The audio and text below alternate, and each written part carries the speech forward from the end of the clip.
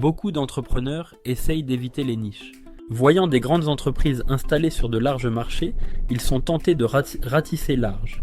C'est l'une des pires erreurs à éviter.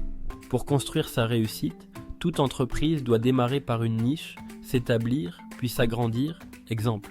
Même Microsoft a démarré sur une niche toute petite avec le BASIC, langage de programmation, pour un système d'exploitation qui s'appelait le CPM.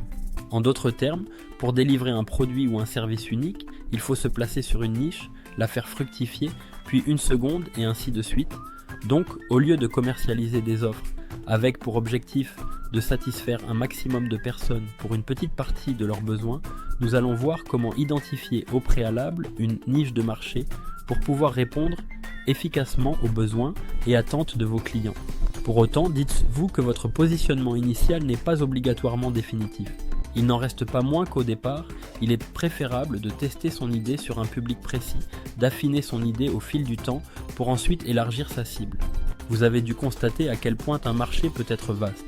Par exemple, sur un marché tel que la formation en informatique, vous comprenez bien, aussi larges soient vos compétences, que vous ne pouvez pas former sur tous les domaines. Vous ne pouvez pas répondre aux besoins d'un marché dans son intégralité.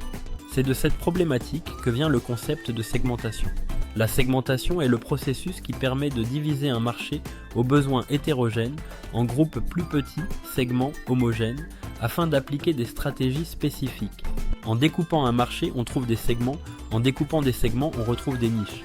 Et en subdivisant une niche, on retrouve des clients en chair et en os, une personne qui ne ressemble à aucune autre et qui a ses propres besoins et attentes. Rappelez-vous, le marketing consiste à identifier les besoins humains et sociaux, puis à y répondre. Vous focaliser sur une niche vous force à répondre à des besoins spécifiques. Vous vous adaptez à un type de client. Considérez votre client comme le pivot central de vos offres. Il a l'erreur à ne pas commettre. L'erreur à ne surtout pas commettre est de choisir uniquement une niche de marché pour sa rentabilité. Bien entendu, la rentabilité du marché choisi a une grande importance, mais c'est un des facteurs à prendre en considération. Le choix de votre niche de marché est directement lié à votre idée d'entreprise. Sur une thématique à laquelle vous attachez beaucoup d'importance, en rapport avec vos compétences et points forts, où vous êtes prêt à la gérer sur le long terme, qui répond à un besoin, à une demande, une niche de marché sera une opportunité pour vous uniquement si elle est étroitement liée à votre expertise, à votre savoir-faire. Choisissez une niche de marché qui vous correspond, sur votre domaine d'excellence. C'est essentiel. Dans le cas contraire, vous risquez de ne pas avoir les compétences nécessaires pour vous différencier de ce qui existe déjà.